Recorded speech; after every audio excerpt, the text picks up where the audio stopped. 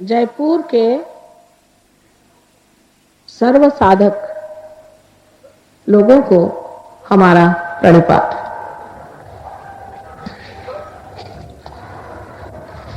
साधक वही होता है जो कुछ साध लेता है। जिसने कुछ साधा नहीं, सिर्फ मनोरंजन करता रहा, भजन गाता रहा, मंदिरों में घूमता रहा और उसी तरह से अपना सारा जीवन जिसने बिता दिया, उसने कुछ साधा नहीं। कुछ साधन ऐसा होना चाहिए जिससे आप परमात्मा से संबंधित हो जाए, जिससे योग घटित हो जाए। और ये साधन परमात्मा ने पहले ही आपके अंदर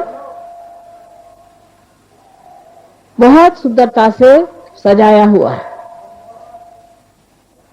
इस साधन का सिर्फ उपयोग करना, इतना ही मात्र काम बच जाता है।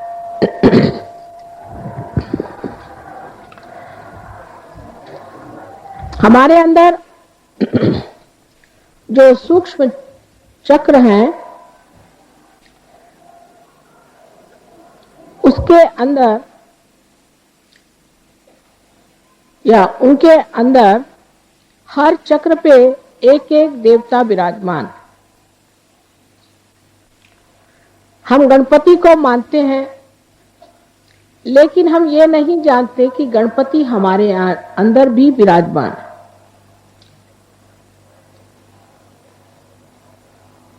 हम विष्णु को मानते हैं, लक्ष्मी विष्णु दोनों को ही मानते हैं, लेकिन ये नहीं जानते कि वे हमारे अंदर विराजमान है। अभी जगदम्बा का जो भजन कहा गया, वो जगदम्बा भी हमारे अंदर विराजमान है। कल आपसे मैंने नाभि चक्र के बारे में बताया था। उस नाभि चक्र के चारों ओर जब ब्रह्मा ने सृष्टि की तो भवसागर तैयार हो गया, और इस भवसागर में धर्म की स्थापना करने के लिए अनेक महापुरुषों ने आदि गुरु से लेकर के आज तक जन्म लिए हैं, जिनके 10 तत्व हैं। ये 10 तत्व हमारे मानव धर्म को बांधते हैं। ये मानव धर्म हमारे अंदर जैसे कार्बन के अंदर 10 वैलेंसी होती है, उसी प्रकार होते हैं। और ये सत्पुरुष सदगुरु अनादि काल से हमारे अंदर इस धर्म को सुसज्जित करते हैं, जिसका पालन हमें करना चाहिए। लेकिन मनुष्य अपने अहंकार में या किसी गलत फहमी में पड़ करके धर्म को अधर्म बना देता है। इसीलिए आज हमको धर्म में बहुत विकृति नजर आती है, और हम लोग ये सोचने लग जाते हैं कि धर्म नाम की कोई चीज नहीं और परमात्मा नाम की कोई चीज नहीं है। धर्म हमारे ही अंदर स्थित है। उसका अनेक प्रकार के से हम लोगों ने इन अवतरणों में परिचय पाया। जैसे श्री रामचंद्र जी ने शबरी के झूठे बेर खाए थे। श्री रामचंद्र जी सूर्यवंश के पुरुषोत्तम थे। एक शबरी जो कि बूढ़ा हो गई, उसने अपने दांत से कुरेच करके जो बेर तैयार किए थे उसको इतने प्रेम से खाया। इसमें बड़ा भारी धर्म नहीं था, और वो धर्म ये है कि प्रेम परमात्मा को सबसे ज्यादा प्रिय है। जिस मनुष्य के हृदय में प्रेम नहीं है, वो मनुष्य परमात्मा के दरवाजे पर आ नहीं सकता। और जिसके हृदय में प्रेम है, उसके लिए परमात्मा सब कुछ भूलकर उनके गले लिपट जाते। जैसे सुदामा जी अपने साथ चिवड़े ले गए थे, किस प्रेम से उसे उन्होंने खाया। हम लोग अनेक तरह के व्यवहार करते हैं खाने के मामले में, लेकिन ये नहीं सोचते कि जिस आदमी ने प्रेम से हमें कुछ खाने को दिया, वो चाहे कोई भी हो, वो प्रेम का पुजारी जो है यही परमात्मा स्वरूप है। तो धर्म का स्वरूप जो है वो है प्रेम। लेकिन आजकल धर्म धर्म में झगड़े। कोई कहेगा कि मां का धर्म प्रेम है, तो ये झगड़े क्यों होते? सारे संसार में जितने भी ये सद्गुरु आए हैं, ये सब एक पेड़ पर आने वाले अलग अलग समय पर फूल हैं। वो एक ही जीवन के पेड़ पर आए थे और पनपे थे, लेकिन जब हम उन्हें तोड़कर ये हमारा और ये हमारा, उनके मरने के बाद जब जिंदा रहते तो उनको सताते हैं हम, अगर सताते नहीं तो उनका जो सताना है उसे देखते हैं। सारे साधु संतों को हमने सताया, अगर सताया नहीं है तो कम से कम जिस वक्त तो इतने तकलीफ में थे, हमने किसी ने तब नहीं कहा कि भाई क्यों साधु संतों को सता रहे हो। किसी ने उनको एक ग्लास पर पानी तक नहीं दिया। ये साधु संत इस दैवी पेड़ के फूल हैं। अब उनको तोड़ करके ये मेरा फूल है, ये तेरा फूल है, मेरा फूल तेरे से उत्तम है, ये तो फूल मर गए।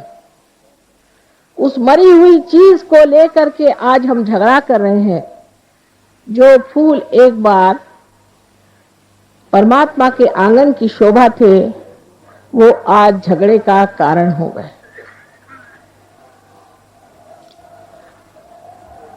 सो ये सारा धर्म जो है वो प्रेम का धर्म है, क्योंकि सारी शक्ति ही परमात्मा की प्रेम की है। अगर परमात्मा हम लोगों को प्यार न करते तो वो इस सृष्टि की रचना ही न करते।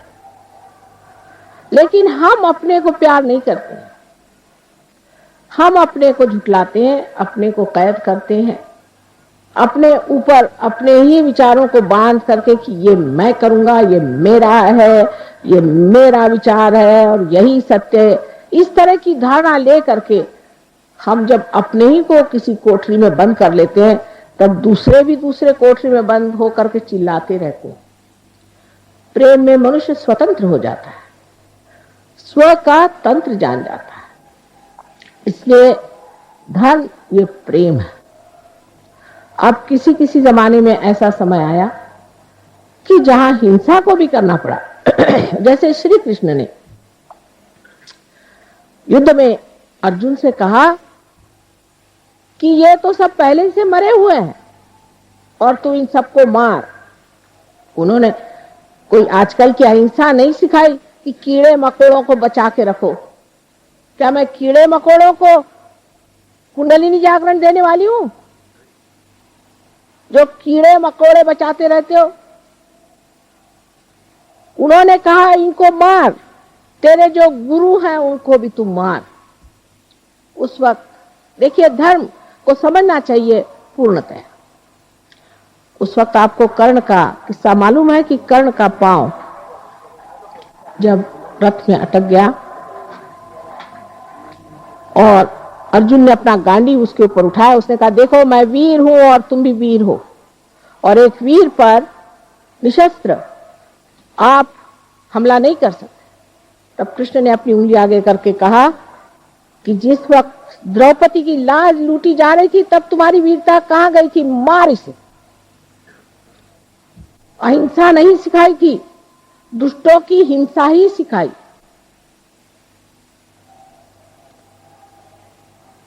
हम तो दुष्टों की तो अहिंसा करते हैं और भले लोगों की हिंसा करते हैं। हमारे यहाँ बहुत से ऐसे लोग हैं कि वो कहेंगे कि साहब हम तो कीड़े मकोड़े बचा के रखते हैं, लेकिन अगर किसी के घर पे कुर्की लाना है तो उसकी बीवी बच्चों को बाहर निकाल के खड़ा कर देंगे। उसका अगर अपमान करना है तो उसको कर देंगे, बेचारा अकेला कमाने वाला होगा, उसको जेल भेज देंगे एक छोटे से रुपयों के पीछे। ये धर्म नहीं, यह अधर्म है। धर्म की व्याख्या इन लोगों से हमें समझना चाहिए। हमारे सामने ये अवतरण आए जिन्होंने हमारे अंदर ये चक्र तो बनाए, लेकिन इन्होंने हमारे सामने आदर्श भी रखे जिनको हमें समझना चाहिए।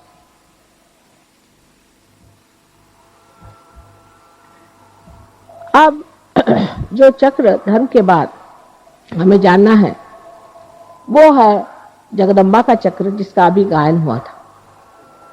जगदम्बा जो है वो इस हृदय चक्र में बीचों बीच बैठी हुई।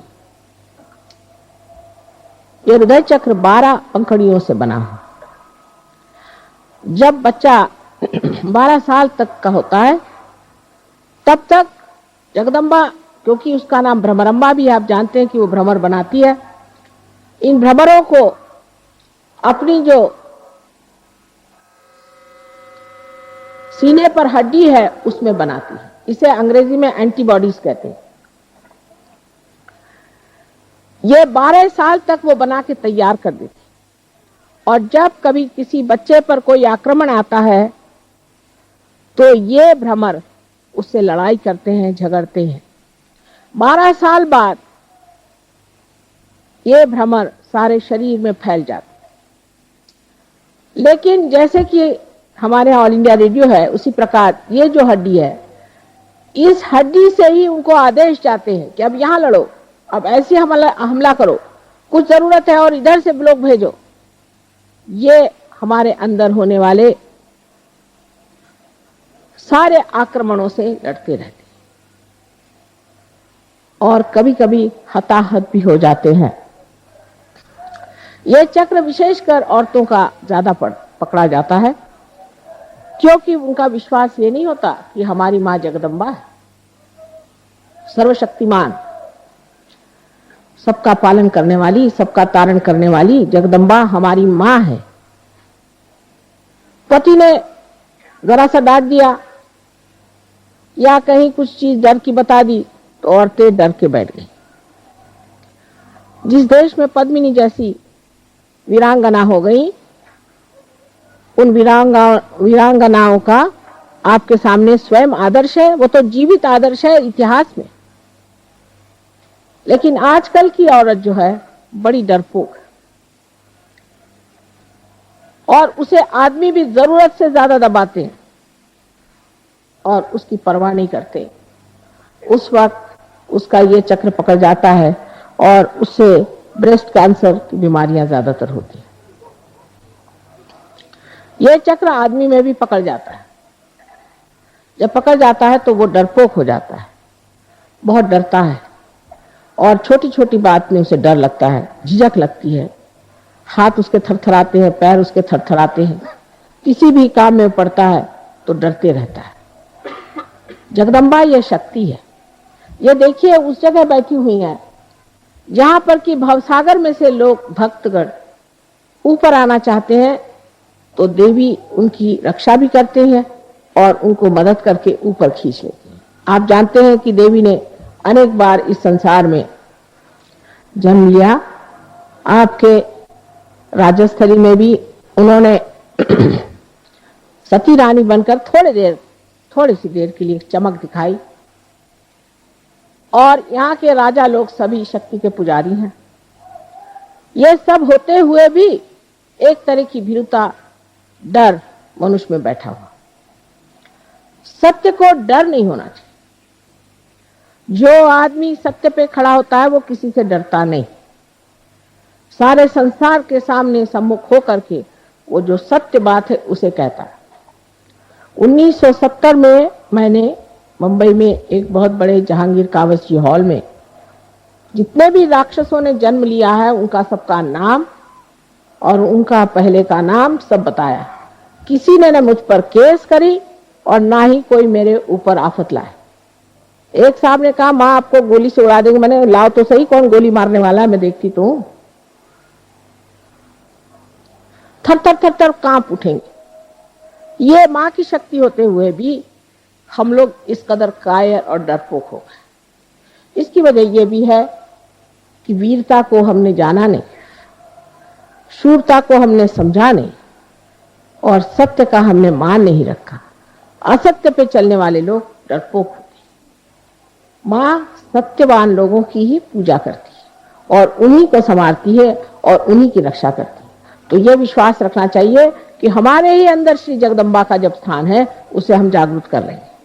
अनेक बीमारियां इस चक्र के खराबी से होते हैं।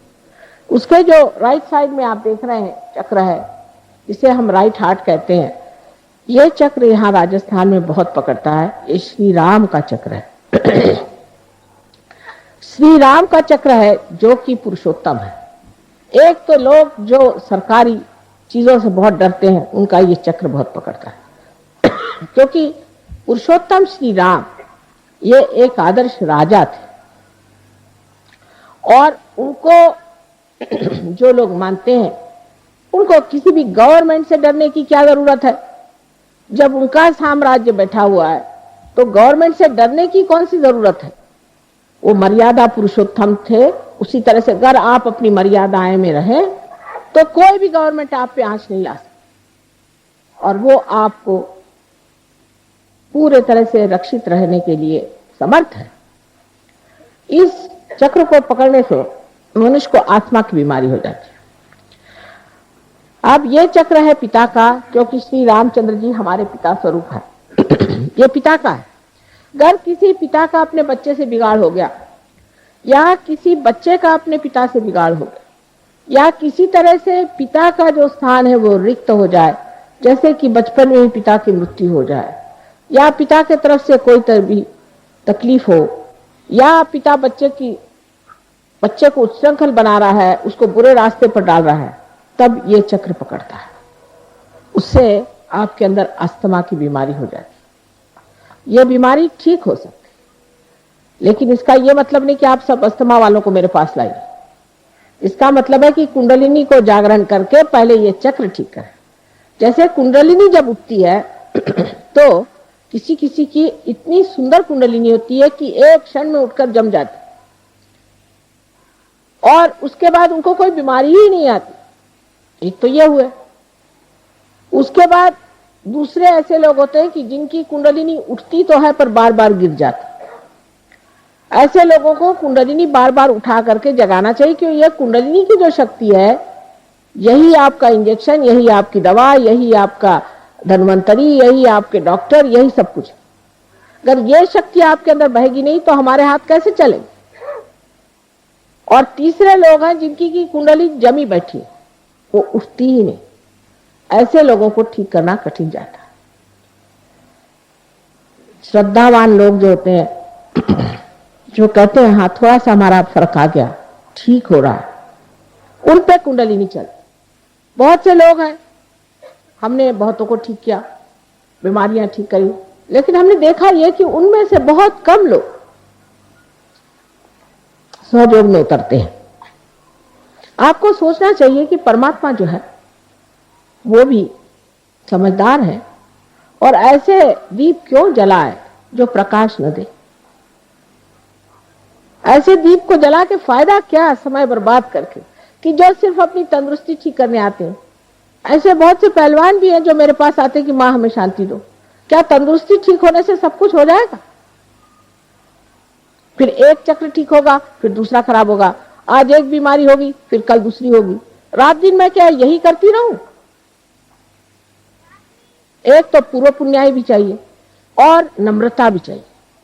बहुत से लोग ऐसा भी सोचते हैं कि जब वो सहज योग में आते हैं तो हमारे ऊपर वो उपकार करे जा रहे हैं।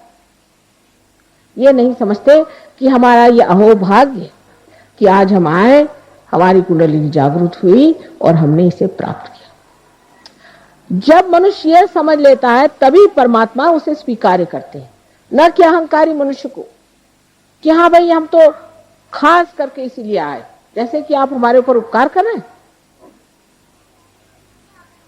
उपकार परमात्मा का हमारे ऊपर है, उनके ऋणी होना चाहिए, उनको धन्यवाद देना चाहिए कि प्रभु हमें यह समय दिया कि हम इस चीज में आए, अब हम तुम्हारे दरवाजे आए। सिर्फ बीमारी ठीक करने वाले जो आते हैं उसमें हमारा चित्त जाता ही नहीं। हाँ, यह है कि जैसे ही कुंडलिनी का जागरण हो जाता है और जब कुंडलिनी उठ जाती है तो जो जो बीमारियां जैसे कल मैंने आपको बताई और जो ऊपरी बीमारियां हैं ये सब ठीक हो जाती, लेकिन वो कुंडलिनी को जमाना पड़ता है, थोड़ा अभ्यास करना पड़ता है। और ये भी बात सही, जैसे मिसेस पड़दल ने कहा, बात सही है कि इनको अंजाना का ट्रबल था, 10 मिनट में ठीक हो गए, लेकिन ये जीव और है। इनके सारे खानदान को मैं जानती हूं, उसमें से ये एक जीव अलग, उसे मैं क्या करूं? कोई फल है जल्दी पक जाता है और कोई पकता ही नहीं और कोई सड़ा ही होता है। इसलिए कुंडलिनी का जागरण करके उसे कहां रोकना चाहिए, किस तरह से उठाना चाहिए, कौन से चक्र में दोष है, क्या चीज करनी चाहिए, ये थोड़ा सा समझ लेना चाहिए। और जब कोई आपको कोई बताता है उसी प्रकार आप करें, समझदारी से। अब उससे ऊपर जो चक्र है, जिसे कि हम कंठ में श्री कृष्ण का चक्र, इस जगह श्री कृष्ण जो गोप गोपियों के साथ खेला करते थे, वो बराबर बीचों बीच। अब तो आजकल ऐसे भी बुद्धिमान निकल गए कि वो कहते हैं कि जिन्होंने गीता बताई वो कृष्ण अलग और जो कृष्ण जो गोप थे वो अलग, और पता नहीं कितने उनके और तरीके बनाएंगे। ये जो कंठ है, इस कंठ में 16 है, क्योंकि उनकी 16 कला आप जानते हैं, 16 पंखुड़ियां हैं। इसे विशुद्धि चक्र कहते हैं, मैंने एकदम विशुद्ध, क्योंकि योगेश्वर है। योगेश्वर को कुछ चिपकता नहीं है, तो आप उनकी कहानियां जानती हैं कि वो साक्षात योगेश्वर है, उनको कुछ चिपकता नहीं, बिल्कुल विशुद्ध आत्मा। और जब विशुद्ध पे आप आ जाते हैं तो सारी चीज नाटक जैसे दिखाई देती है और आप साक्षी होकर उसे देखते हैं। कोई चीज आपको चिपकती नहीं, आप साक्षी होकर के देखते हैं कि ये तो ड्रामा चल रहा है। क्योंकि आप जिस पानी में या भवसागर में फंसे हुए अपने लहरों से डर रहे थे, उससे उठकर के आप नाव में बैठ गए, आप लहरें देख रहे हैं। ये साक्षी स्वरूपत्व आप में अंदर आ जाता है। जैसे ही साक्षी स्वरूपत्व आ जाता है तो आप सारी सृष्टि को एक साक्षी होकर के देखते हैं और आप पर किसी चीज का असर नहीं आता। दूसरी बात यह है कि जो प्रश्न है आपके, उसका हल इससे बाहर निकलने पे ही होता है। जब तक आप उसमें उलझे हुए हैं, आपके प्रश्न कभी ठीक हो ही नहीं सकते। उससे जब आप बाहर निकल आते हैं, तभी आप इस प्रश्न को ठीक कर सकते। तो यहां पर बसा हुआ जो श्री कृष्ण का कंठ का स्थान है, इसमें भी 2 हिस्से हैं, एक को जैसे लेफ्ट का है और एक राइट। लेफ्ट में श्री विष्णु माया का स्थान। श्री विष्णु माया के बारे में आप जानते हैं कि जो उनकी बहन थी, जिन्होंने स्वर्ग में जाकर के आकाशवाणी करी थी, बादलों में से गरज कर कहा था कंस से कि तेरा मारने वाला अभी जीवित है। वही आकाशवाणी आज भी कार्य करती है, जो बिजली है ये भी कार्य करती है। और आप कभी देखिएगा तो आपको आश्चर्य होगा कि हमारे भी फोटो बड़े कमाल के आते हैं। और जो ये कैमरा जिसे हम सीधी सादी चीज समझते हैं, इसने ऐसे ऐसे हमारे फोटो निकाल दिए हैं कि आप हैरान हो जाइएगा। यहां तक कि बादलों में तक हमारे फोटो आते हैं। ये आकाशवाणी का कार्य है, ये विष्णु माया है। इस विष्णु माया पर ये कहना है कि जब हमें भाई बहन का विचार नहीं रहता, जब हमारे अंदर ये शुचिता नहीं, हम जब दूसरी औरतों के और बुरी निगाह डालते हैं, तब भी ये चक्र पकड़ जाता है। या किसी कारणवश हम ये सोचते हैं कि हम पापी हैं, हम दुष्ट हैं, और इस तरह की बेकार की अपने बारे में न्यून कल्पना कर लेते हैं, तब भी ये चक्र पकड़ता है। ये कल्पना कहीं कहीं बहुत ज्यादा मैं देखती कि हम तो पापी हैं, क्योंकि रात दिन जो आता कहता तुम लोग पापी हो, ये संसार पापी है, और जो बताने वाला वो कौन बड़ा धर्मात्मा है। ये सब बातें सुन सुन के मनुष्य अपने को इतना नीचा गिरा लेता है कि उसकी ये लेफ्ट विशुद्धि पकड़ती है, और इसके पकड़ जाने से अगर हृदय में भी पकड़ आ जाए तो अनजाना जैसी बड़ी घातक बीमारियां हो जाती है। रात दिन कभी पत्नी, कभी पति, कभी घर, कभी समाज, किसी भी औरत में यह हमेशा भरते रहता है कि तुम बड़ी खराब। उस वक्त ये चक्र पकड़ जाता है और इससे अनेक बीमारियां हो जाती, पर सबसे घातक बीमारी इसकी अनजाना की है। दूसरी जो राइट साइड है उसमें हम जिसे महाराष्ट्र में विट्ठल कहते हैं और जिसे आप कहिए कि द्वारिका में बसे हुए श्री कृष्ण जहां राज्य कर रहे थे उनका स्थान है। तो जब गोप गोपी बन के यहाँ रहते थे तब उनका बीचों बीच स्थान है, और जब वो राज कर रहे थे द्वारिका में तो उनका राइट, और जब लेफ्ट में आप देखते हैं तो उनकी जो शक्ति स्त्री है वो उनकी बहन है।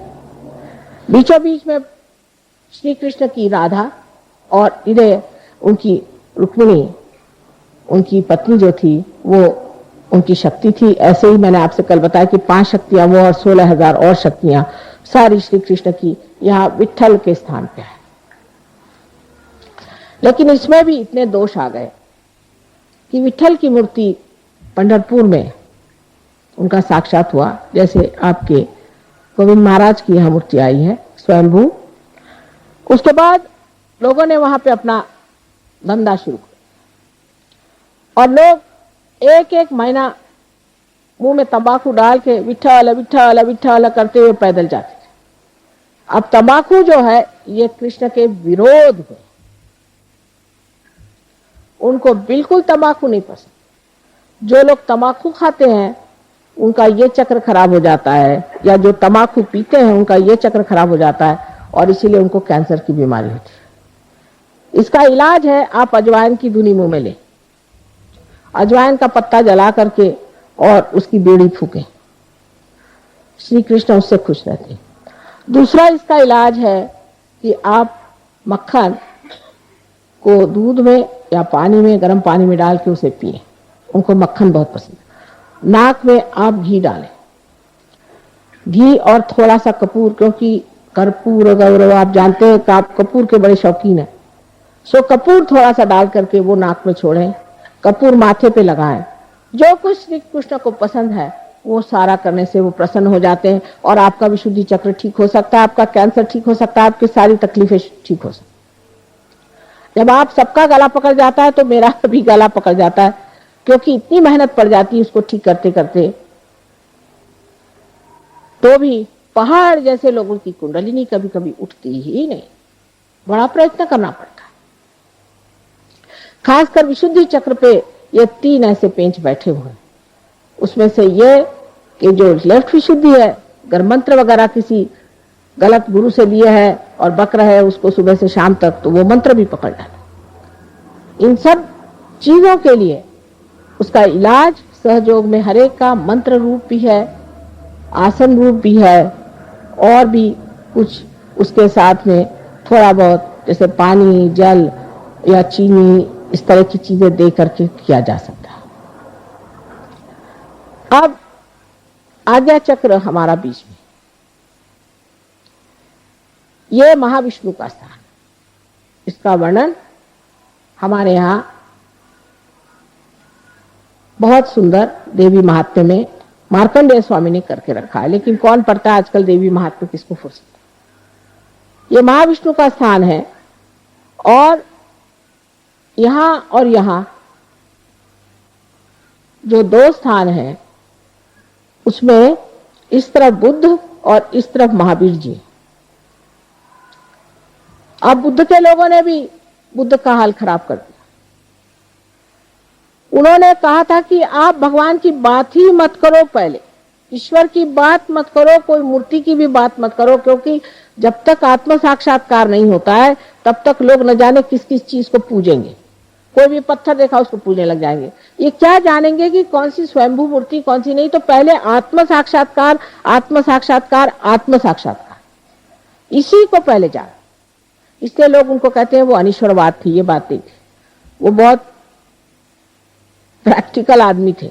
शुरू में हम भी यही कहते थे कि बाबा पहले आत्म साक्षात्कार लो फिर बात करें। लेकिन जैसे कल आपने एक महाशय जी को देखा कि ध्यान करते हमें आत्म साक्षात्कार नहीं चाहिए, तो आप तशरीफ क्यों ले आए यहाँ? यहाँ तो सिर्फ आत्म साक्षात्कार का काम है और कुछ। यही बुद्ध ने कहा था कि आप पहले आत्म साक्षात्कार को लीजिए। पर जब उन्होंने कह दिया कि किसी चीज की पूजा मत करो, कुछ न करो, आत्म साक्षात्कार को प्राप्त हो, तो इन लोगों ने तरह तरह के उसके ढोंग निकाले। और उस ढोंग पे चल पड़े। महावीर जी के लिए क्या कहने, वो तो साक्षात भैरवनाथ जी हैं, बहुत बड़ी चीज। एक बार जंगल में ध्यान करते करते जब वो लौटे तो उनका आधा वस्त्र कुंज में फंस गया। आप बुरा मत मानिएगा, लेकिन जिस बात का मुझे बहुत ही बुरा लगता है, क्योंकि वो भी हमारे बेटे हैं, तो उनका जब वस्त्र आधा फट गया और वो आ रहे थे, कहते हैं कि कृष्ण ने ही उनकी परीक्षा ली कि भाई तू तो अवलिया है, तू तो अवधूत, तुझे क्या जरूरत, मेरे पास तो एक भी कपड़ा नहीं, मैं नंगा खड़ा हूं, मेरे लिए तेरा कपड़ा दे दे। तो उन्हें एक क्षण भर के लिए उसको कपड़ा दे दिया। वो तो राजप्रसाद में रहने वाले राजकुमार थे, एक क्षण भर के लिए वो छिपा कर चले गए और अपना कपड़ा पहन लिया। आज देखिए कि उनके क्या क्या तमाशे लोगों ने बना के रखे हैं। एक माँ के हृदय से पूछिए, क्या इस तरह से उनके तमाशे बनाने चाहिए? सारी दुनिया भर में उनको इस तरह से घुमाते हैं और रास्ते पर भी इस तरह से घूमते हैं बेशरम जैसे लोग। ये क्या, उन्होंने, महावीर जी ने ये कहा था, अरे महावीर जी हो जाओ फिर देखा जाएगा। इस तरह की अनेक चीजें लोगों ने की है, जिससे कि मेरा हृदय एकदम कभी कभी लगता है कि इन लोगों के पाप कभी धुलेंगे ही नहीं, जिन्होंने इतनी बड़ी बड़ी महान विभूतियों का इस तरह से अपमान खुले आम पत्थरों पे किया, सीमेंट पे किया, हर जगह कर रहे हैं। इनको कैसे परमात्मा माफ कर सकता है?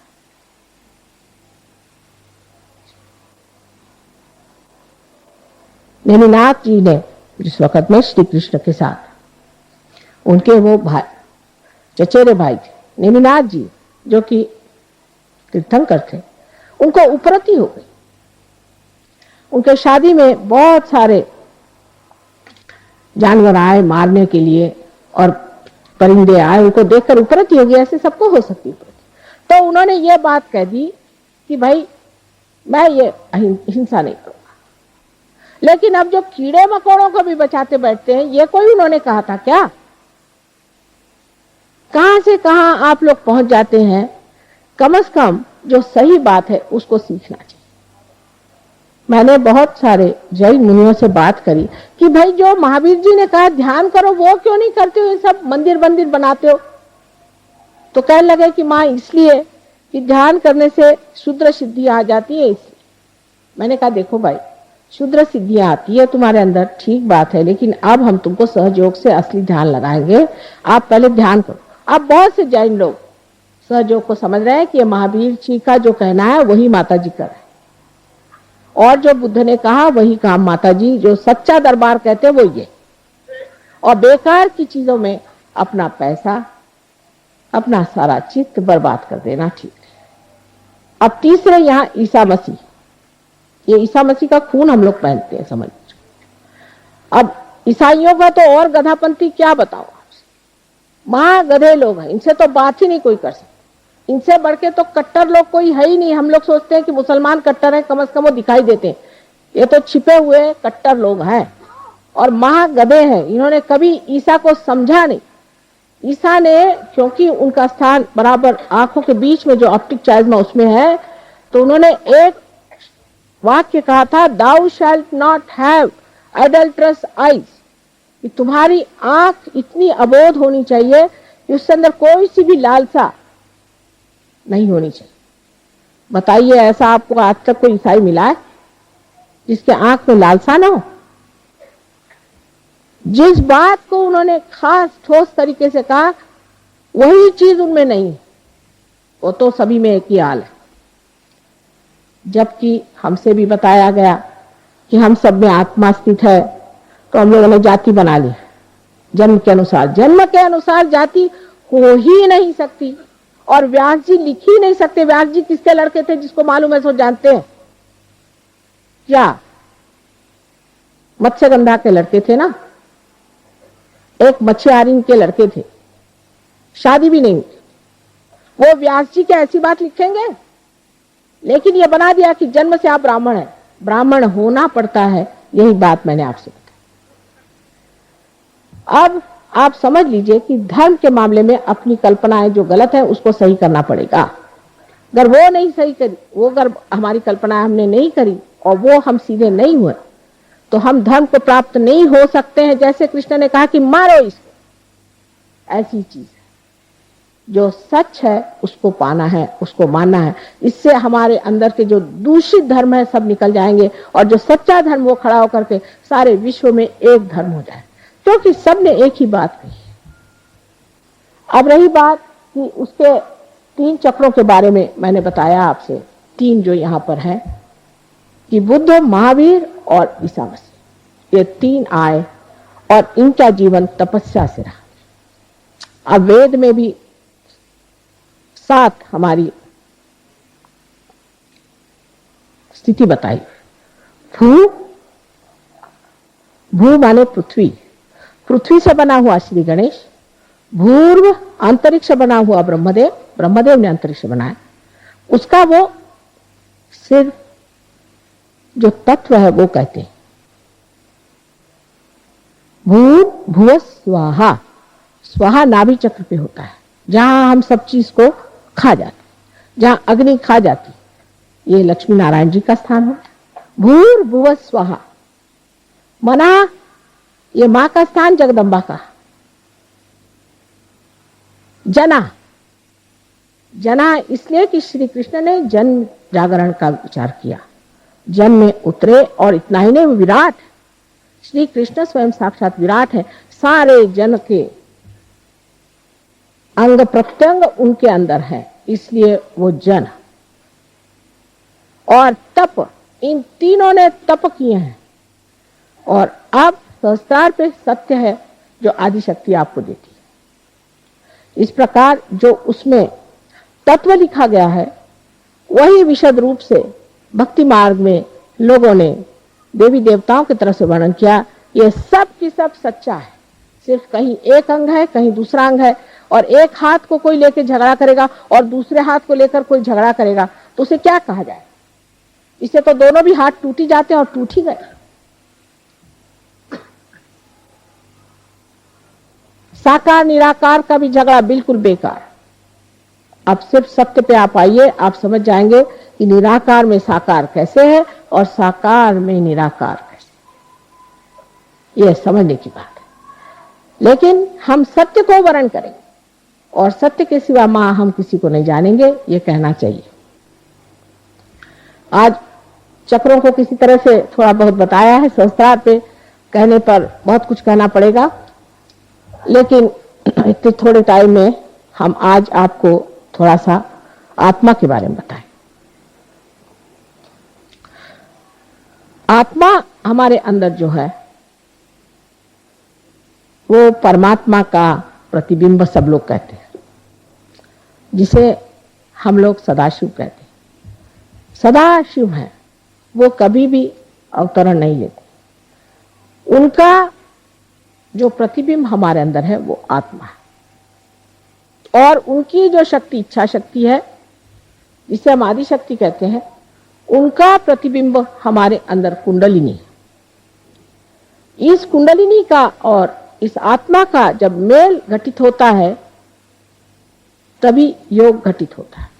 ये एक घटना है, ये होना पड़ता है। ये कोई सिर्फ बात नहीं कि आपको सर्टिफिकेट दे दिया, हाँ आप पार हो गए, सर पे आप लगा घूमिए, साहब हम तो आत्म साक्षात्कारी हैं, हम फलाने हैं, हम ढिकाने, इससे नहीं।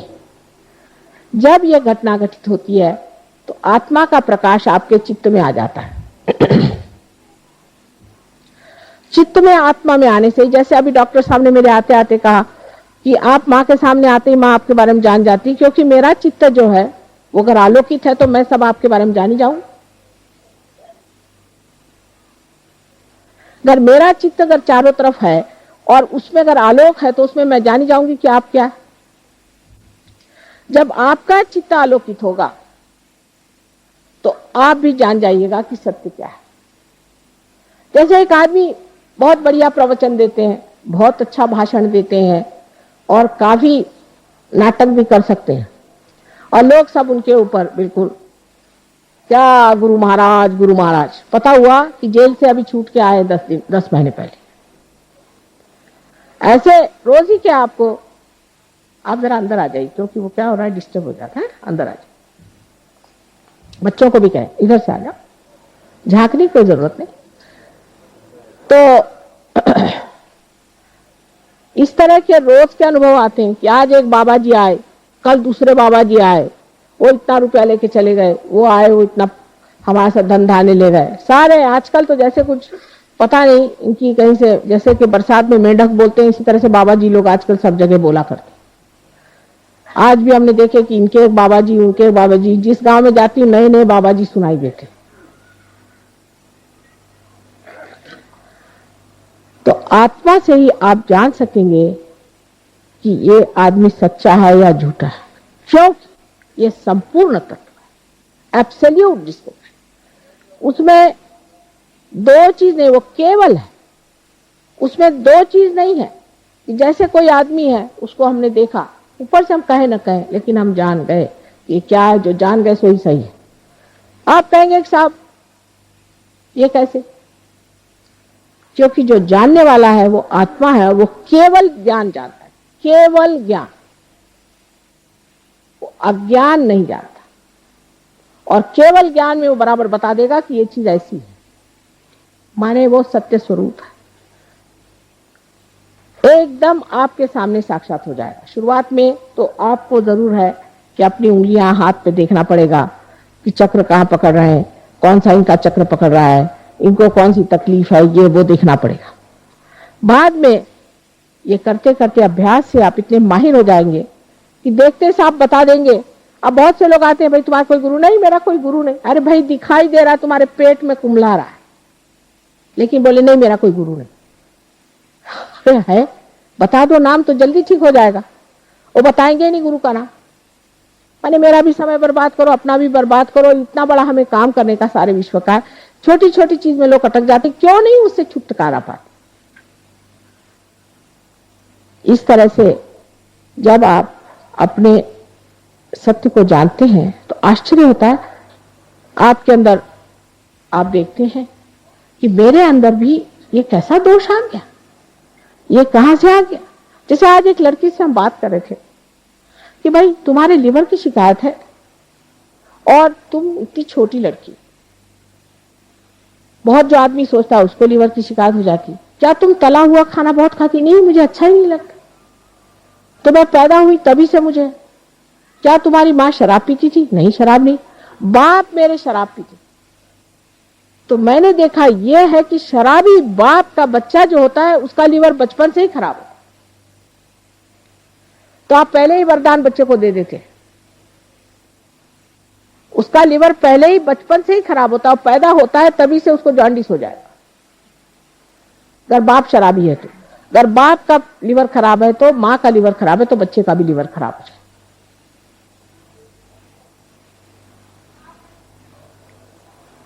तो जो सत्य है उसको जानने के लिए अपना चित्त शुद्ध रखना चाहिए। अब उसका यह मतलब नहीं कि आप चित्त को धोते बैठे, लेकिन जब आप ध्यान करते हैं तो आप निर्विचार में आ जाएंगे। जब आज्ञा चक्र से कुंडलिनी ऊपर उठ जाएगी आप निर्विचार हो जाएंगे। ये जो विलंब का स्थान है इसको बढ़ाते जाना चाहिए, ये निर्विचारता बढ़ाती जानी चाहिए। उस वक्त आप शांत चित्त हो जाते, आप में शांति आ जाती है। जिस वक्त शांति होती है तभी कोई वृक्ष बढ़ता है। जिस वक्त आप निर्विचार होकर ध्यान में आ जाते तो वृक्ष ठीक से बढ़ता है और प्रगति होती है। हर तरह का सत्य आप जान जाइए। हमारी तो बात छोड़िए, हम तो जानते ही हैं, लेकिन सहयोगी भी जो है वो कहते हैं माँ पता नहीं कैसे हमको लगा कि इस दुकान में जाए यही मिल जाएगी, तो वहां चीज मिल गई। हमको लगा कि इस रास्ते पे चले जाए, वहां एक सहयोगी बैठा हुआ था, उसने कहा भाई मैं तुम्हारा इंतजार कर रहा था, देखो यहाँ पे एक आदमी हमारा है रिश्तेदार बीमार पड़ा, चलो।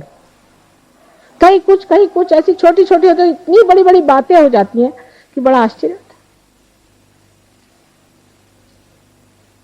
है। और सत्य को आप तत्व पे जानते कि तत्व कहाँ खराब है। जैसे कि पेड़ है, पेड़ को अगर आपको कोई उसका पत्ता खराब हो गया है तो आप पत्ते को नहीं ठीक कर सकते, आपको उसके जड़ में उतरना चाहिए, उसके तत्व में उतरना चाहिए और तब पेड़ ठीक हो जाता है। इसी प्रकार तो पहले तो आपको ये ज्ञात हो जाता है, विद हो जाता है, आपके उंगलियों पर विद हो जाता है, आप वेद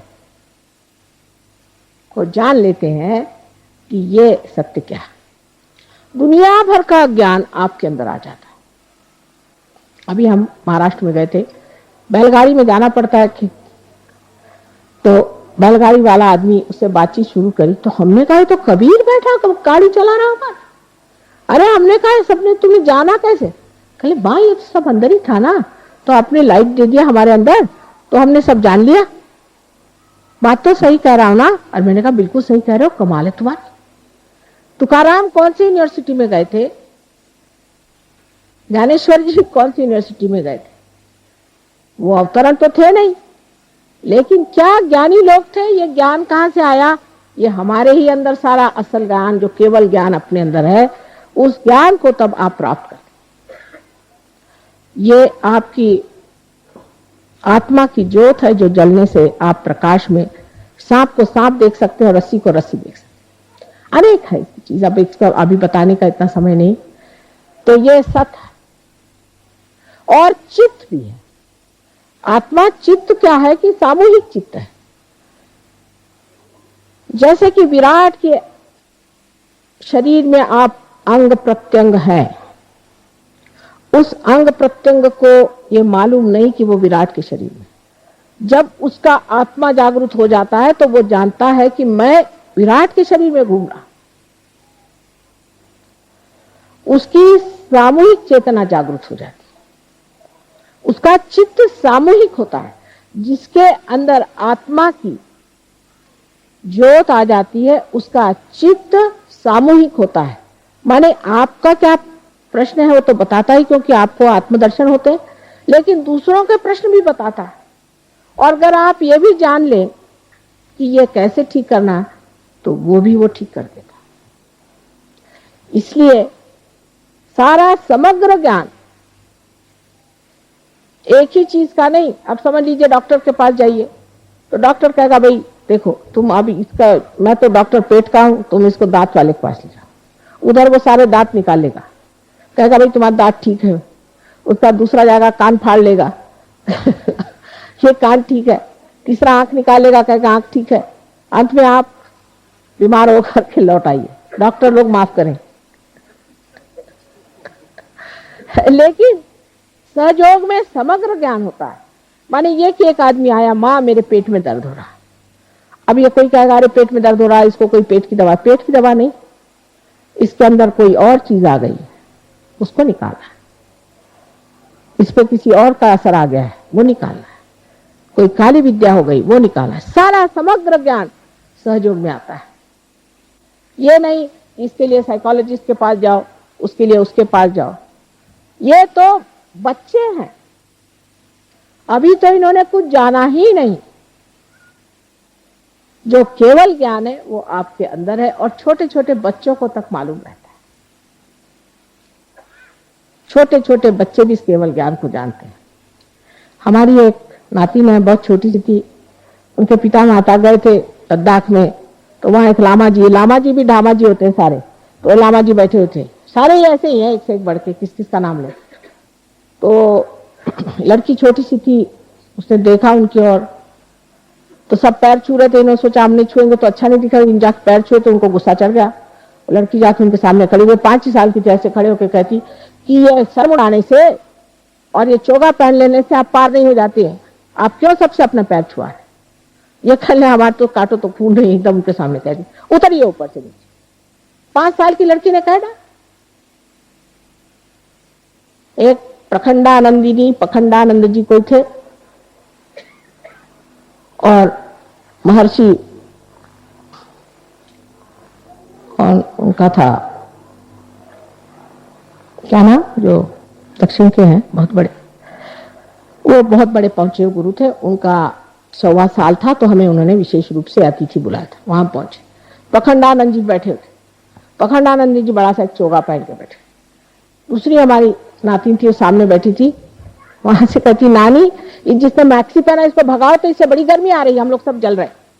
और बहुत से सहयोगी थे, वो भी हंसने लगे। इतने प्रकांड पंडित छोटे छोटे बच्चे तक निकल आते हैं। उसका कारण यह है कि उनका चित्त आत्मा के प्रकाश से आलोकित है। पर सबसे बड़ी देन परमात्मा की यह है, आपकी शरीर व्यवस्था ठीक हो जाती है, मानसिक व्यवस्था ठीक हो जाती है, सारा क्षेम जिसमें कि आपकी आर्थिक अवस्था भी ठीक हो जाती है।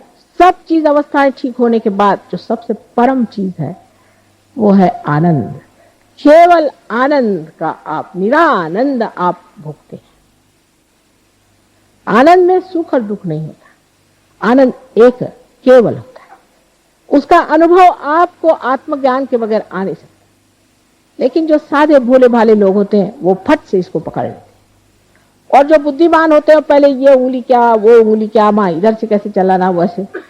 और जो सीधे साधे लोग होते हैं, माँ हम तो आनंद के सागर में तैर रहे हैं, और सारा ज्ञान अपने आप ही जान जाते हैं। इस प्रकार आत्मा का जो सच्चिदानंद स्वरूप है वो प्रकट होता है हमारे चरित्र में। सारे आमूलाग्र हमारे अंदर जो परिवर्तन आता है उसको देखकर लोग आश्चर्यचकित होते हैं कि ये आदमी, अरे बाप रे, ये कहां से कहां पहुंच गया, ये पत्थर से हीरा कैसे बना। आज समय आ गया है, ये खासकर बाहर के दिन आए जबकि अनेक अनेक फूल फलीभूत होने वाले हैं, इसलिए कार्य हो रहा है। समय की बात है, आज समय की ये बात है, और इस समय पे आप लोग भी फलीभूत हो जाए और अपना जो कुछ सुकृत है, अपना जो कुछ पुण्य है उसको आज पालें। जो कुछ आपकी धारणाएं हैं, जो कुछ भी आपने सोच रखा है वो परमात्मा नहीं, जो है सो है, उसको आप बदल नहीं सकते। आपको बदलना होगा और समझना पड़ेगा परमात्मा को। अपनी धारणाओं को छोड़ दीजिए और देखिए प्रत्यक्ष में, जैसे एक साइंटिस्ट देखता है खुली आंख से कि क्या चीज है, इसे देखा जाए, इस प्रकार आप भी इसे खुली आंख से देखिए। परमात्मा आप सबको आशीर्वादित करेगा।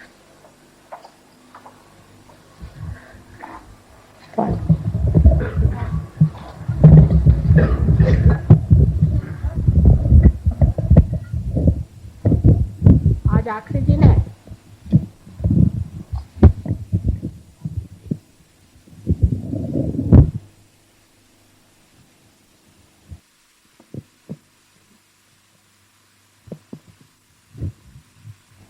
नहीं, आप तो क्या, आप तो 2 ही दिन रहने वाले थे। बाद में पता हुआ कितने भक्त लोग हैं, हमने तो सोचा जैसे पिछले समय कुछ हमारा सर खाने वाले लोग आए थे वैसे फिर आके सरी खाएंगे।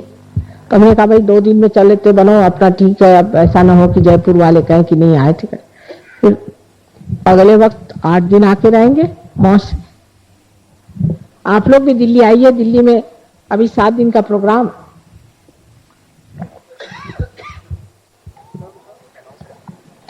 कल से बेटे 12 खम्बा रोड पे शंकर लाल हॉल में कल से 7 बजे शाम को प्रोग्राम।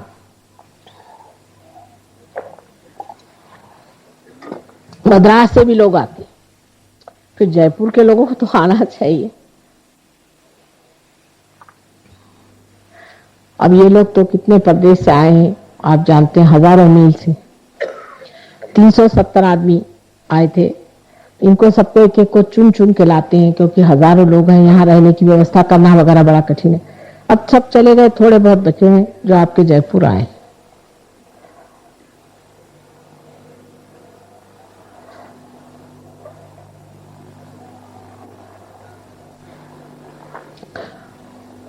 ऐसा था, मैंने कहा था कि कोई प्रश्न हो तो मुझे लिख के दे दीजिए। किसी ने भी मुझे प्रश्न लिख के नहीं दिया। इसका मतलब यह है कि आपको कोई प्रश्न नहीं रहा। अब अनुभव की बात है, सो हम फिर से आज कुंडलिनी को फिर से चढ़ाएंगे और कल जिस तरह से किया था उसी प्रकार आज भी ध्यान करें। डॉक्टर साहब ने आज सवेरे सबको समझा के बताया है कि चक्र में किस तरह से गति करनी चाहिए, किस तरह से अपने को पां का कवच देना चाहिए आदि।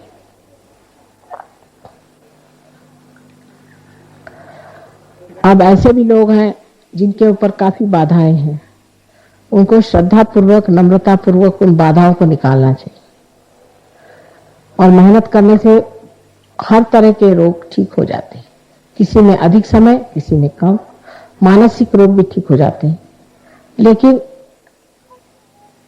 किसी किसी को ज्यादा मेहनत करनी पड़ती है। इसमें पैसा नहीं लगता है, कुछ नहीं लगता है, सिर्फ श्रद्धा और मेहनत। पार होने की कोई मेहनत नहीं, वो तो सहज में हो जाता है, लेकिन सबका नहीं। आप देख रहे हैं कुछ कुछ लोग नहीं पार होते हैं, बड़ी मुश्किल कर देते हैं। उसका कारण यह है कि काफी घुमाव फिराव जीवन में आ गया है। कोई हर्ज नहीं,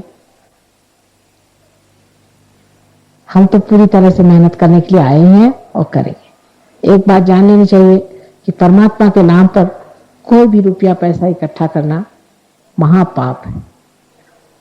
ठीक है, मंदिर बना रहे, उसके लिए पैसा करो इकट्ठा, समझ लीजिए ये आपने बत्तियां लगाई, इसके लिए आप पैसा इकट्ठा कर लो, कोई हर्ज नहीं।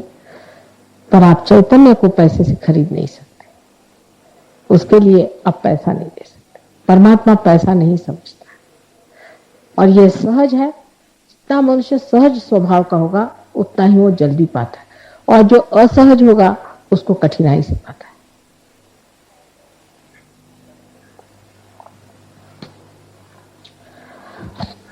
और थोड़ा पानी। आज आप लोगों से विदा भी लेनी है, इसलिए मेरा एक माँ का हाल ये होता है कि हर जगह से जब जाती तो उसको लगता है कि अपने बच्चों को छोड़ के जा रही, तो एक तरह से दुख भी बहुत लगता है।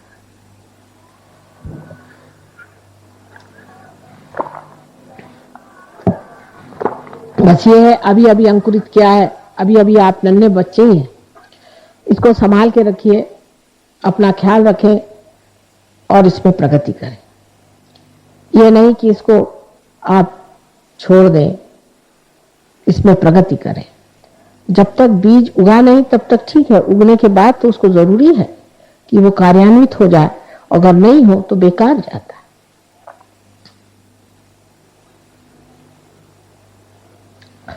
अब आप कल जैसे बताया था मैंने कि ये लेफ्ट हैंड है और ये राइट हैंड है।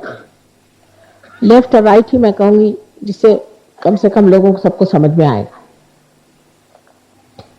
अब लेफ्ट हैंड जो है ये हमारी इच्छा शक्ति है, जो महाकाली की शक्ति है, और ये क्रिया शक्ति जो महासरस्वती की, और जो मध्य मार्ग है वो महालक्ष्मी की शक्ति। उनके बारे में आज मैं बता नहीं पाई, सब देवियों के बारे में, क्योंकि समय नहीं था। जब समय होगा तो जरूर सब देवियों के बारे में, सीता जी, राधा जी आदि सब महालक्ष्मियों के अवतरणों का मैं वर्णन करूंगी। अब यह हाथ हमारी ओर करें,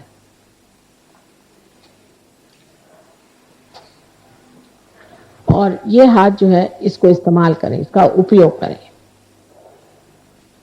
यह हाथ पूरी समय हमारे ओर रहने।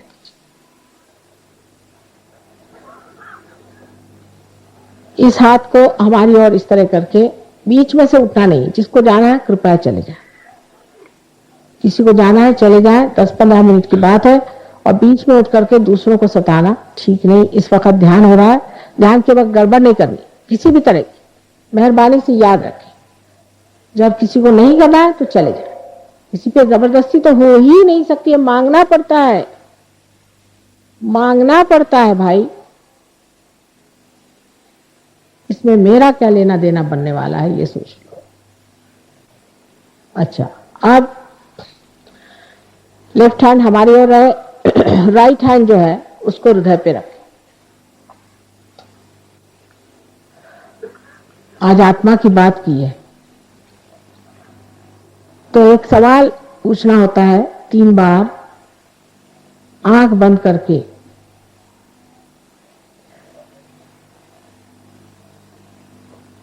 फिर दूसरा सवाल पूछना होता है यहां पर, जिसको कि हम कहेंगे कि लेफ्ट साइड में पेट के ऊपरी हिस्से। उसके बाद यही राइट हैंड आपको पेट पर निचले हिस्से में ले जाना होता है। फिर यही हाथ ऊपर लाना है यहां पर, फिर हृदय पे। उसके बाद ये राइट हैंड इस तरह से यहां पर रखना। अब बहुत से लोग इधर से रखते हैं, इधर से नहीं, इधर से रखना, ऐसे जैसे हमने रखा, इसको जनेऊ जैसे पहनते उस तरह से। उसके बाद इस हाथ को यहां पे रखा जाए और दोनों तरफ से दबाया जाए, और फिर इस हाथ को पीछे की ओर ले जाके इस तरह से दबाया जाए। और सर को पीछे फेंक दिया जाए, थोड़ा सा बोझा देकर। उसके बाद तालू को बहुत तान लें और तलवे को तान करके तालू के ऊपर बराबर बीचों बीच यहाँ पर इस तरह से तान के उंगलियां रखें और इस तालू को इस तरह से दबा के, इसकी त्वचा जो है, चमड़ी है, उसको दबा करके 7 मरतबा हिलाएं, 7 मरतबा जोर से। इतनी ही क्रिया मात्र है। अब आप आंख बंद कर लें।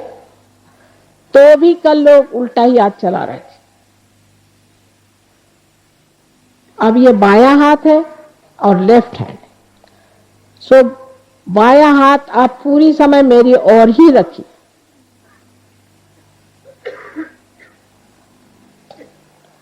अब जो राइट हैंड है, जिसे दाहिना हाथ कहते हैं, उससे क्रिया करने की है बाईं ओर, लेफ्ट साइड। एक छोटी सी बात समझ ली तो कोई इतनी परेशानी नहीं। अब आंख बंद कर ले, आंख न खोले, चश्मे भी उतार ले, आराम से बैठे सहजासन, थोड़ा फैल के सहजासन, और सीधे हो, शरीर सीधा हो, ना गर्दन बहुत आगे हो ना पीछे हो, बीचों बीच जैसे हम बैठे। अब पूरी समय ये हाथ हमारी ओर रहे, लेफ्ट हैंड पूरी समय हमारे ओर रहे, बायां हाथ पूरी समय हमारे ओर रहे। अब दाहिना हाथ जो है उसको हृदय पे पहले रखें। इस हृदय पे रख करके 3 बार सवाल ऐसा पूछना है कि मां, क्या मैं आत्मा हूं? मां, मैं क्या आत्मा हूं? 3 बार सवाल पूछे।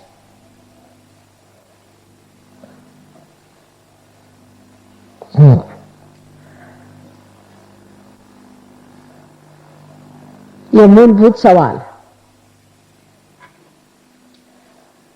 अब ये राइट हैंड, इसको कि हम दाहिना हाथ कहते हैं, इसे आप पेट के ऊपरी हिस्से में बाईं ओर माने लेफ्ट साइड पे दबा कर रखें। यह गुरु तत्व का सार है जो आज मैंने बताया। इस जगह आप दूसरा प्रश्न मुझे 3 बार करें कि मां, क्या मैं स्वयं का गुरु हूं? 3 बार सवाल करें। अगर आप आत्मा है तो आप स्वयं के गुरु भी हैं।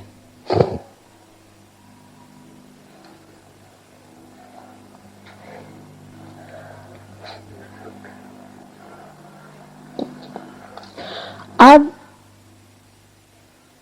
इस हाथ को उठा करके पेट के निचले हिस्से में रखना, वो भी बाईं ओर। और यहां पर कहना होगा आपको, क्योंकि मैं आप पे जबरदस्ती नहीं कर, न कर सकती हूं। यह शुद्ध विद्या का स्थान है जहां आप परमात्मा की शुद्ध विद्या, सच्ची विद्या, उनके कायदे कानून को जानते हैं। उस जगह आप मुझसे कहें कि मां, हमें शुद्ध विद्या कृपया दीजिए। अपने अहंकार को छोड़ के नम्रता पूर्वक, कृपया मां हमें शुद्ध विद्या दीजिए, ऐसे 6 मर्तबा कहना होगा। क्योंकि यहां आप जानते हैं स्वादिष्टान चक्र में 6 पंखुड़ियां।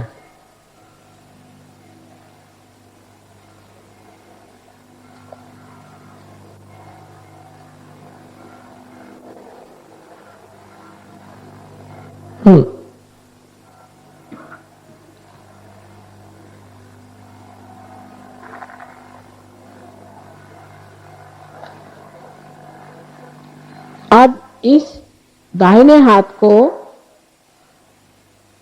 राइट हैंड को उठा करके पेट के ऊपरी हिस्से में बाईं और लेफ्ट साइड में फिर से जहां गुरु का तत्व है रखिए। कुंडलिनी का जागरण शुरू हो जाने की वजह से उसको अब आपको दिलासा देना चाहिए। इसलिए कृपया यहां पर आप कहिए पूर्ण आत्मविश्वास से 10 मर्तबा मां मैं स्वयं का गुरु हूं, 10 मर्तबा कहिए, मां मैं स्वयं का गुरु हूं।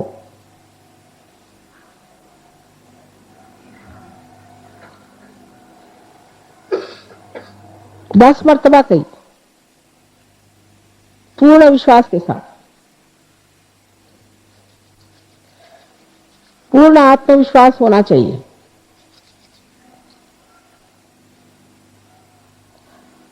अब गुरु तत्व का कोई दोष होगा, इससे निकल जाएगा।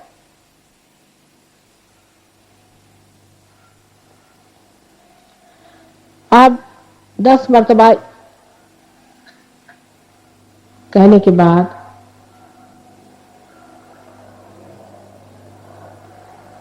ये अपना दाहिना हाथ, राइट हैंड फिर से हृदय पे रखा जाए।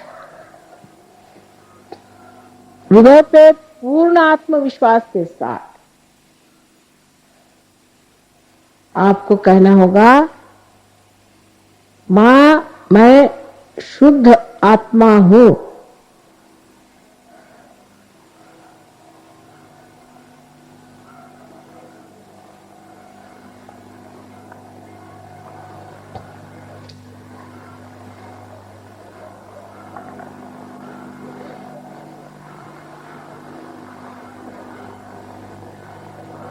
ये 12 मर्तबा कहिए।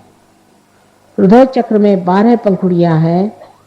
मां मैं आत्मा हूं, शुद्ध केवल आत्मा हूं, मन अहंकार आदि कुछ भी नहीं, शरीर आदि कुछ भी नहीं, मैं सिर्फ आत्मा हूं। ये महान सत्य है और इसी सत्य को आपको प्राप्त होना है। हाँ, 12 मर्तबा कहिए।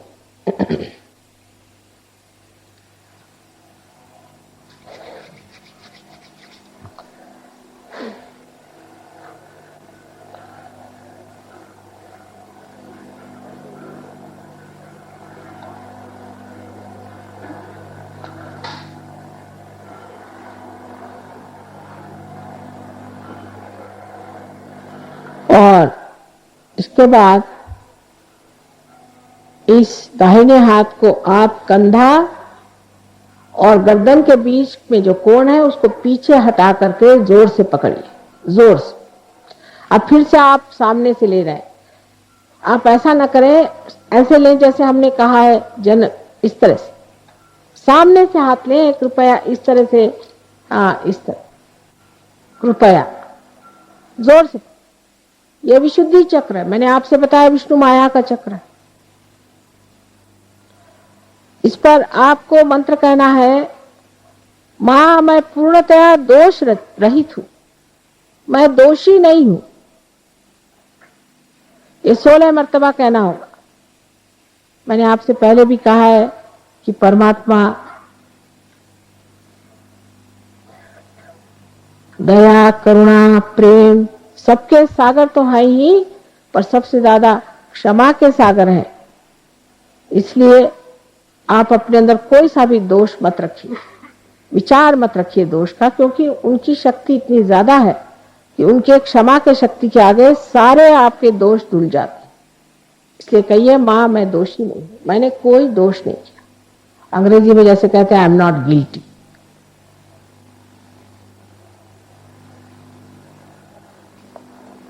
बहुत बुरी तरह से चक्र पकड़ रहा है। जो लोग सोचते हैं कि अभी आप दोषी हैं, मैंने कल भी कहा था, वो 108 मर्तबा कहे कि मैं दोषी नहीं हूं। आप भी गलत सोचते हैं। मैंने पहले ही कहा था कि प्रसन्न चित्त अपने तरफ रहे, अपने को नीचे गिरा के कहना नहीं। शुरुआत में ही मैंने अपने तरफ न्यूनता की भावना नहीं रखनी। आप तो सच्चे दरबार में जा रहे हैं ना, वहां का ये सब बातें पूर्ण आत्मविश्वास के साथ कहा जाए कि मैं दोषी नहीं हूं। हाँ।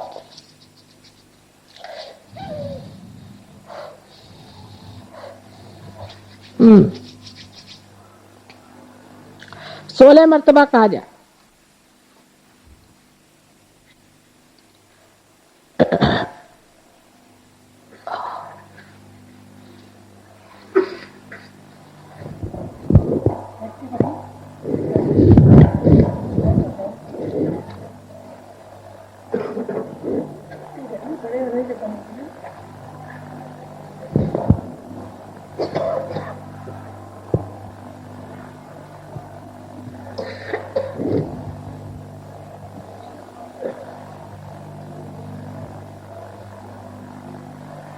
हाँ, अब ये हाथ जो कि दाहिना राइट हैंड है उसको माथे पर आड़ा पकड़ के दबाइए दोनों साइड। यह आज्ञा का चक्र जो है सामने और पीछे दोनों ओर होता है। यहां पर दोनों साइड में दबा करके और यहां आपको कहना होगा, मां मैं सबको क्षमा करता हूं, मैंने सबको क्षमा कर दिया। इस पे तर्क वितर्क न करें कि हम तो नहीं कर सकते। असल में दोनों ही मिथ्या बात है, क्षमा करना और न करना। लेकिन अब क्षमा न करते वक्त आप दूसरों के हाथों में खेलते हैं, इसलिए कृपया पूर्ण हृदय से कहें। कितनी बार की बात है, पूर्ण हृदय से कहिए, माँ मैंने क्षमा कर दिया। आज एक महाशय के चैतन्य नहीं बह रहा था, मैंने कहा तुमने क्षमा ही नहीं की। जब उन्होंने 3 मर्तबा अपने हृदय से कहा कि माँ मैंने क्षमा कर दी, क्षमा कर दी, क्षमा कर दी, एकदम चैतन्य बहना शुरू हो गया। तो कृपया अब उसकी तकलीफ और न दे मुझे। पूर्ण हृदय से कहें कि माँ मैंने सबको क्षमा कर दिया। अब इस दाहिने हाथ को सर के पीछे के हिस्से में पकड़ के सर को थोड़ा बोझा दे करके ऊपर उठा ले।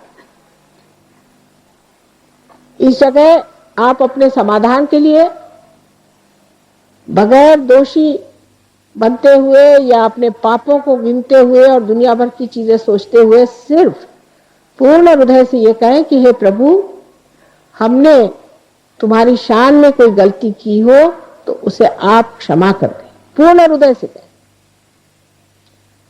उनके क्षमा की शक्ति को आप देखिएगा कितनी जबरदस्त है।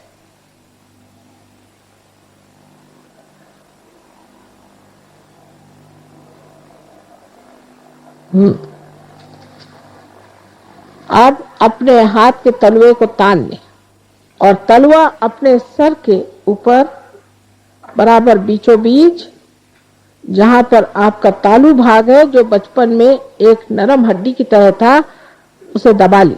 दबाकर जोर से उसको 7 मर्तबा घुमाकर आपको ये कहना होगा कि माँ मुझे आप आत्म साक्षात्कार दीजिए, मैं आप पे जबरदस्ती नहीं कर सकती, आपको स्वतंत्रता है। दबाकर जोर से दबाइए, उंगलियां ऊपर की तरफ उठनी चाहिए। दबा करके पूरी उंगलियां खोल करके और दबाइए और 7 मर्तबा बहुत जोर से उसको आप दबाकर घुमाइए 7 मर्तबा। ये कहते हुए 7 मर्तबा कि माँ मुझे आप आत्म साक्षात्कार दीजिए।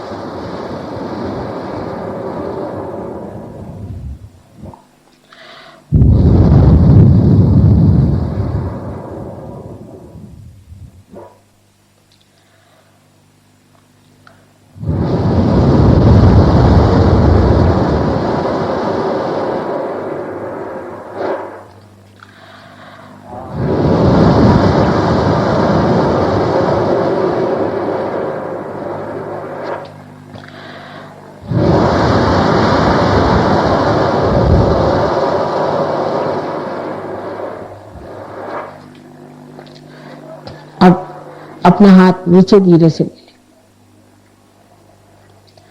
और आंख खोल के देखें हमारी ओर। आप निर्विचार, कोई भी विचार नहीं आ रहा।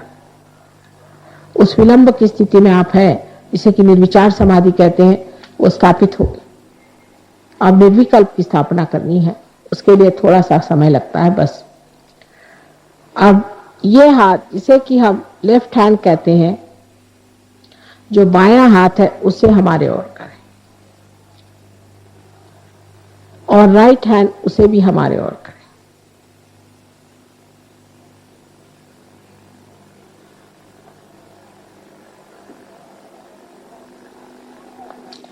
अब थोड़ा सर झुका लें और जो राइट हैंड है, जिसे कि आप बायां हाथ कहते हैं, उसे आप सर के ऊपर तालु भाग के ऊपर कोई 4 इंच 5 इंच 6 इंच तक देखिए कि कुछ ठंडक सी आ रही है क्या। झुका लीजिए, जरा सर झुका के देखिए, थोड़ा सर झुकाइए, झुका के देखिए ठंडक सी आ रही है। झुका लीजिए, थोड़ा झुका लीजिए, गर्दन थोड़ी झुका लीजिए। हाँ हाँ, और थोड़ा हाथ ऊपर उठा के देखिए, किसी किसी के बहुत ऊंचे निकलती, यही कुंडलिनी ऊपर निकल आई। देखिए इसका वर्णन आदि शंकराचार्य ने सलीलम सलीलम सलीलम करी। हाँ, अब दूसरा हाथ हमारे ओर करें, लेफ्ट हैंड हमारे ओर करें, और अब फिर से सर झुका के राइट हैंड से देखिए। किसी किसी के सर में थोड़ी गर्मी आई, कोई बात, किसी किसी को महसूस भी नहीं होगा, कोई बात, लेकिन देखिए, कोशिश करिए।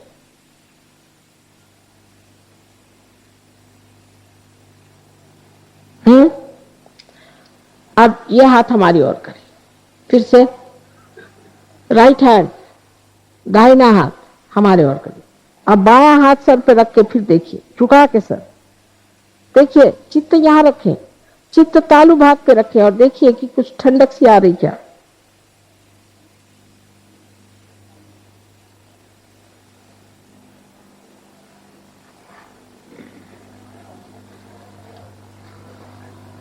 आप कृपया दोनों हाथ आकाश की ओर उठा के और सर पीछे की ओर फेंक कर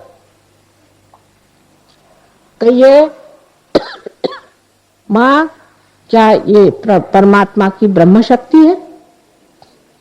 क्या ये उनकी प्रेम शक्ति है?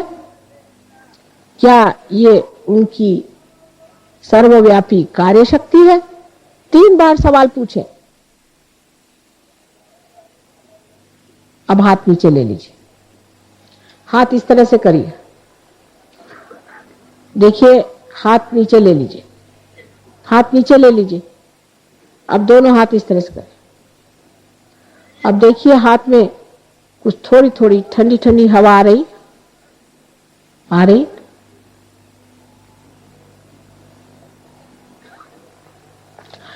सर में भी थोड़ी ठंडी ठंडी हवा आ रही थी। फिर से देख लीजिए,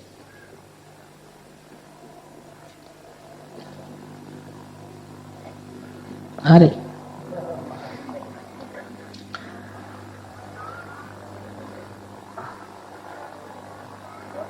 यही जागृति हो गई, कुंडलिनी जागृति हो गई। ब्रह्मरंध्र का छेदन भी हो गया है, किंतु एक बाल की जैसी छोटी सी कुंडलिनी की एक ही शक्ति किसी तरह से ब्रह्मरंध्र को छेद करके निकल आई। उसकी अनेक विध शक्तियां हैं, उनको जगाना है। इसके लिए थोड़ा सा अभ्यास करना होगा। सब लोग कर सकते हैं, पढ़े लिखे की कोई जरूरत नहीं, हर इसको जान सकता है। बहुत ही आसान चीज, सहज है। इसके लिए कोई रुपया पैसा देना नहीं, कुछ नहीं करने का, सिर्फ थोड़ा समय देना चाहिए। अंदर अत्यंत शांति विराजेगी, बहुत से लोगों की बीमारियां एकदम ठीक हो जाएंगी और बहुत से लोगों का जो व्यसन है कोई, वो छूट जाएगा। जब भी आपको कोई भी व्यसन की याद आए तो आप हमें याद कर लीजिए, वो चीज छूट जाएगी। आज आप सबको छोड़ के जा रहे हैं, फिर जरूर 1 साल बाद आएंगे और आशा है कि आप सब लोग हमें फिर से बहुत बड़े वृक्ष के रूप में मिलेंगे, जो हम देख के कहेंगे कि ये संत जन है जो पार हुए। परमात्मा आप सबको आशीर्वाद।